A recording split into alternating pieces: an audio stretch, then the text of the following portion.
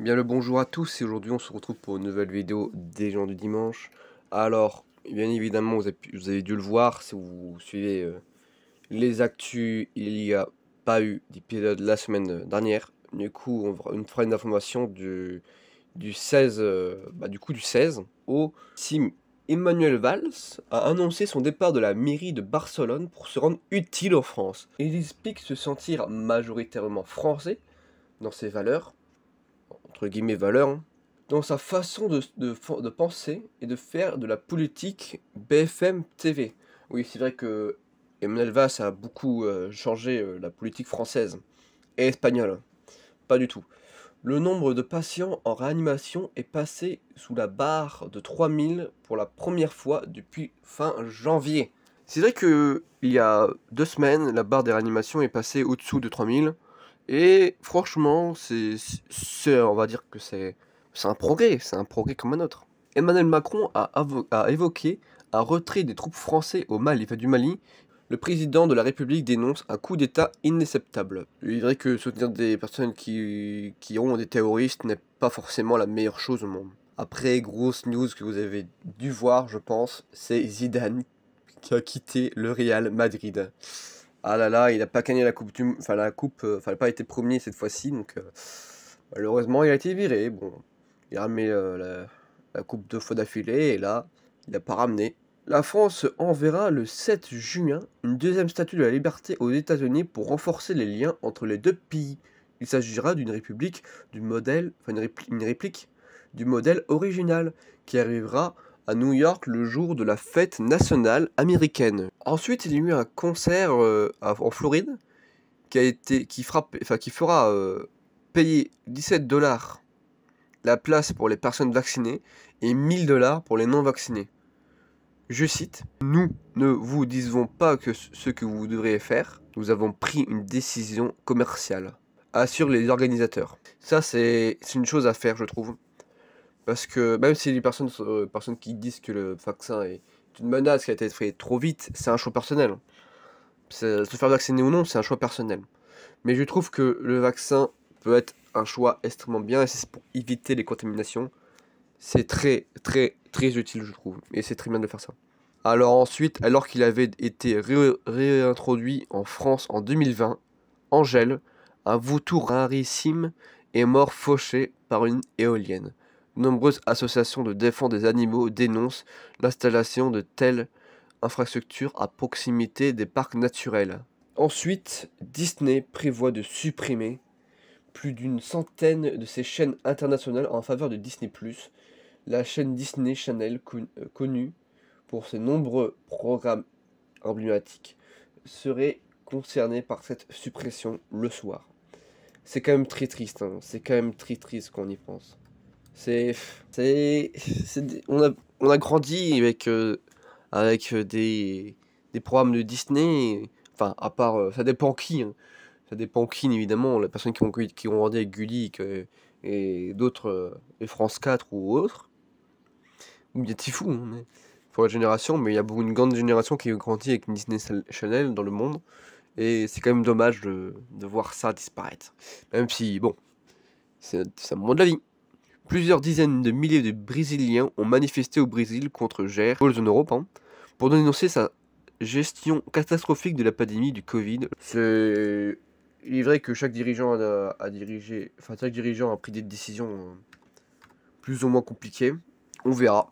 Plusieurs journalistes de l'AFP, d'Al Jazeera, basés sur la bande de Gaza et en Cisjordanie, expliquent avoir reçu des messages de WhatsApp, informant que leur compte avait été bloqué pour violation des règles communautaires MEE.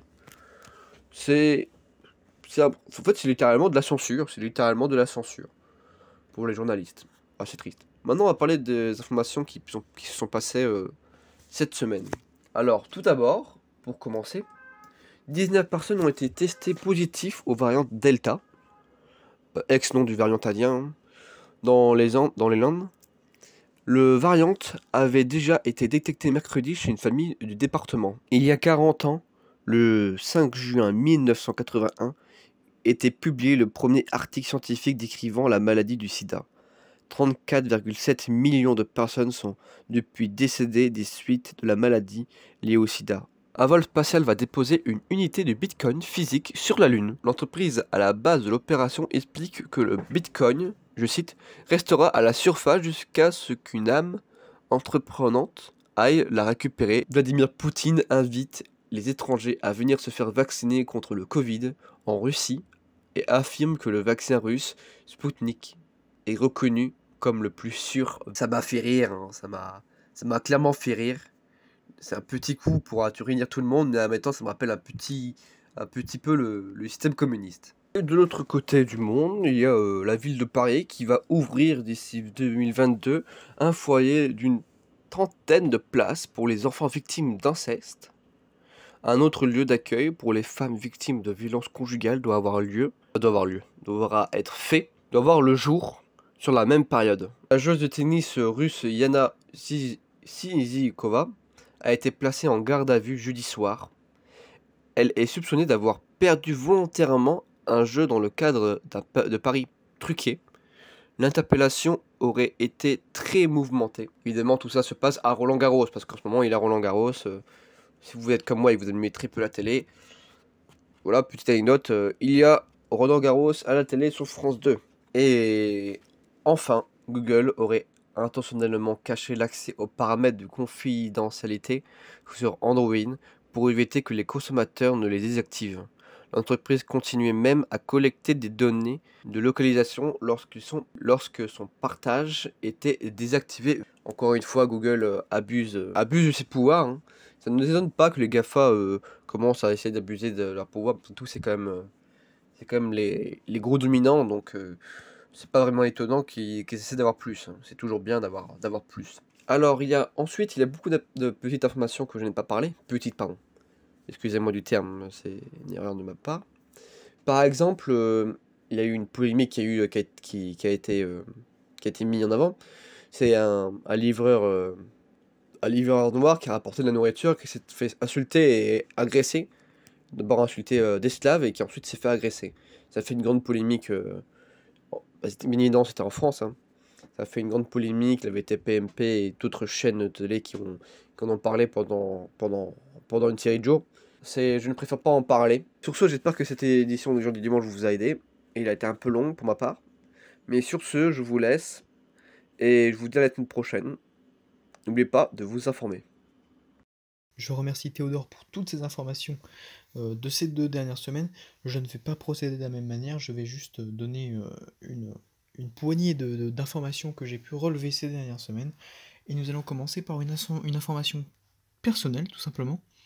Nous sommes fiers avec Théodore de vous annoncer que nous avons tous les deux reçu une première dose de vaccin contre Covid-19.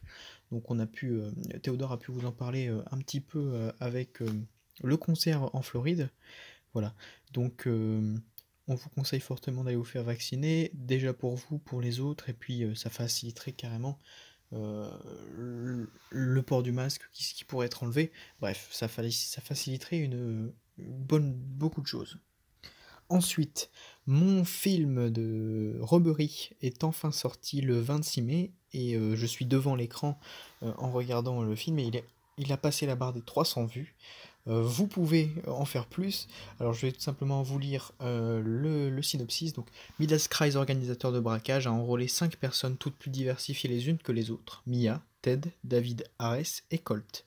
Ils ont une semaine pour faire connaissance avant le braquage, mais ce dernier ne se passera pas comme prévu. Voilà, donc avec toute l'équipe, on est très fiers de ce film et j'espère qu'il vous plaira. Donc on a pu travailler avec des gens assez talentueux, notamment avec la musique originale ou la création d'une marque de cigarettes, donc totalement imaginaire.